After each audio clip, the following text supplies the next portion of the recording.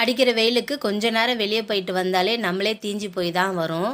ஆனால் இந்த மாடி தோட்டத்தில் இருக்க செடிகள்லாம் ரொம்ப பாவங்க.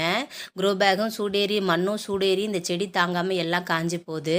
மாடி தோட்டத்தில் இருக்க செடிகளுக்கு இந்த வெயிலுக்கு மூடாக்கு கண்டிப்பாக போடணுங்க. போடாமல் விட்டால் செடிகள்லாம் இப்படி தான் காஞ்சி போகும். நான் இப்போ தான் என் மாடி தோட்டத்தில் இருக்க செடிகளுக்கெல்லாம் மூடாக்கு போட்டிருக்கேன். எப்படி போட்டிருக்கேன்னு லாங் வீடியோ போட்டிருக்கேங்க.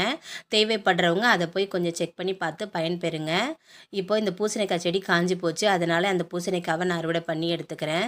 மூடாக்கு போடலைன்னா செடிகளில் வேர் பாதிக்குங்க. நம்ம ரொம்ப கஷ்டப்பட்டு செடிகளை வளர்க்குறோம். கடைசியில் பார்த்திங்கன்னா அந்த செடிகள் நமக்கு இந்த வெயிலுக்கு தாங்காது. ஷேட் நெட் இருந்தால் செடி தாங்குங்க. ஆனால் ஷேட் நெட் போடலைன்னா செடிகள் கண்டிப்பாக தாங்காது. அதனால் மூடாக்கு கண்டிப்பாக போடுங்க. இந்த மிளாம்பழம் பார்த்திங்கன்னா ரொம்ப ஆசையாக எதிர்பார்த்துட்டு இருந்தேன். லெமன் கலரில் வரக்கூடிய மிளாம்பழம் இதுவும் பார்த்திங்கன்னா செடி காஞ்சி போச்சு. ஒரு 4 பழம் விட்டு வச்சுருந்தேங்க. 4 பழத்தில் இப்போ இந்த செடி காஞ்சதுனால இதை அறுவடை பண்ணி எடுத்துக்கிறேன். நீங்களும் மாடி தோட்டத்தில் செடிகள் வச்சுருந்தீங்கன்னா கண்டிப்பாக மூடாக்கு போடுங்க. இயற்கையை நேசிப்போம். நன்றி.